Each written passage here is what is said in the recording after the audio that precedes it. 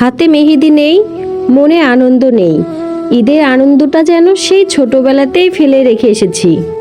দেখতে দেখতে 2টা ঈদ পার হয়ে গেল, বুঝতেই পারলাম না 2টা ঈদ কেমন করে চলে গেল। আসসালামু আলাইকুম সবাইকে, সবাই কেমন আছেন? আশা করি সবাই অনেক অনেক ভালো আছেন। চলে আসলাম আমার রান্নার ছোট্ট একটি ভিডিও নিয়ে। বলছিলাম সেই ছোটবেলায় ঈদের কথা। ছোটবেলায় যখন মা গোসল করিয়ে দিয়ে নতুন জামা পরিয়ে দিত, তারপরে হাতে 20 টাকা দিয়ে বলতো যে যা এবার ঘুরে আয়। এখন কি আর সেই আগের মতো ঈদের আনন্দটা পাওয়া যায়? না, যায় না। দেখতে দেখতে চোখের পলকে কবে যে এত বড় হয়ে গেলাম তা বুঝতেই পারলাম না। খুব মিস করি ছোটবেলার সেই ঈদটাকে, ছোটবেলাকে। ছোটবেলাকে আর যদি কখনো ফিরে পাওয়া যেত তাহলে মনে হয় সবাই ভাবতো আর কখনো বড় হব না। যখন ছোট ছিলাম তখন ভাবতাম কবে বড় হব, আর এখন বড় হয়ে ভাবছি সে ছোটবেলায় ভালো ছিলাম।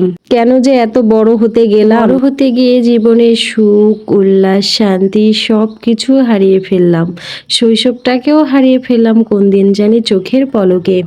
যাই হোক, এখন আর সেই সব দিনের কথা বলে কি লাভ বলেন, তাই না? তো কথা বলতে বলতে আজকে আমার রোস্ট রান্নাটা কিন্তু প্রায় অনেকটাই হয়ে এসেছে। তো এখানে আমি ভাজা রোস্টগুলো কষানো মশলার মধ্যে দিয়ে কয়েকটা কাঁচামরিচ দিয়ে টক দই দিয়ে এবার দিলাম কষানোর জন্য।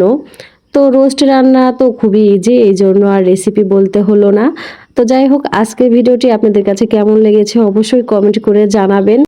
আর ভিডিও ভালো লেগে থাকলে আমার ফেসবুক পেজটা অবশ্যই ফলো দিয়ে দিবেন। আর আপনাদের ভালোবাসা ছাড়াও কিন্তু কখনোই সামনের পথে এগোনো যাবে না, তাই অবশ্যই পেজটি ফলো দিয়ে সবাই পাশে থাকবেন।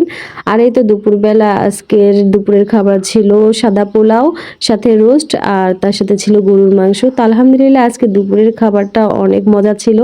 আর আমার মেয়ের তো রোস্ট খুবই পছন্দ, তাও তার রিকোয়েস্টে আজকে রোস্টে রান্না করেছিলাম।